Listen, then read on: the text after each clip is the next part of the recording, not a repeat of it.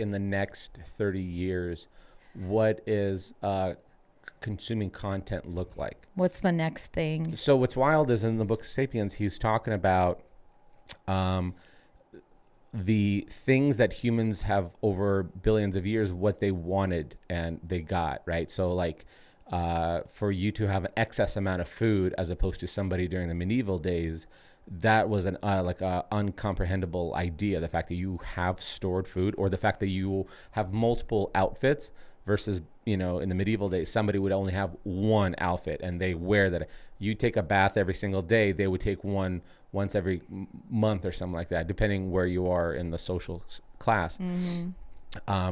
But essentially, we became what he's describing as like gods, where anything we want, we get, and then that decreases our happiness.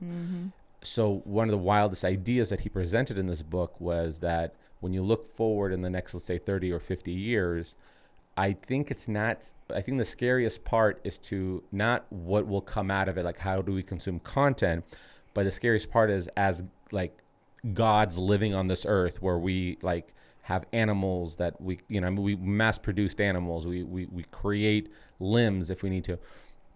What will be our desires Then in 30, 50 years? Yeah, because we basically, I mean, have and can do whatever we Absolutely. want. And the happiness scale decreases exponentially. When you're not working towards When you something. have everything you need, the law of diminishing return, they're seeing this correlation of people in the medieval days showed a lot more signs of happiness as long as they're not oppressed than we are today while having more things. And so the question is like, what are we going to want later on? What else could we want? Yeah. Well, the argument right now is that they're leaning towards expanding the human life, where they're trying to essentially, in the large picture, they're trying to make mortality extinct. So what does that mean? It means that if you were to talk to somebody in the 90s or grown up in the 90s, if you heard somebody is 50 years old, they're considered a really old person.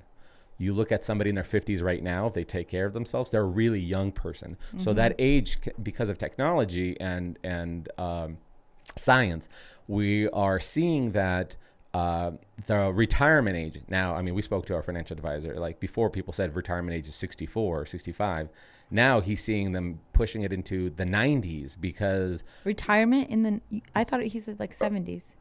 well, sorry, it was, they're looking at life expectancies and retirement. Oh. So life expectancy was like 77 for a male. Oh, I thought you were saying retirement. Now You're saying life expectancy. can also, but also correlation with retirement. So before you'd retire in 64, 65, now they're pushing retirement to 75 because they could feel still good. And there's multiple avenues of making money. I thought you said people are retiring at 90, and I was like, No. I don't think so. I think that's what I said, but I was standing corrected. But so they're figuring out how people can live longer and better lives, essentially, if you take away the sedentary lifestyles. So in the future, I mean, that's the big question is like, what are we going to want and how are we going to consume? Are you kind of like afraid for our kids' generation? No, because you think they'll be fine? You're thinking about it's going to be a snap of a thing, and every generation thinks that their generation is very slow. Yeah. Every generation thinks they're the right generation, right? That's why our parents go like, well, when we were kids, we were out till the sun came out or the street lights turned on, and you know. And so the next generation's like, yeah, that's dumb. You know what I mean? Yeah. Like, Why did you do that? Or they'd be like, we did have cell phones and we were just fine. Like, yeah, but it's kind of nice to know that we can call our kids. Like, that's true. If you look at it as like everybody thinks they're right exactly in their time period. This is just human evolution. When they grow up, they're gonna look at things that we did as pretty dumb. Oh yeah.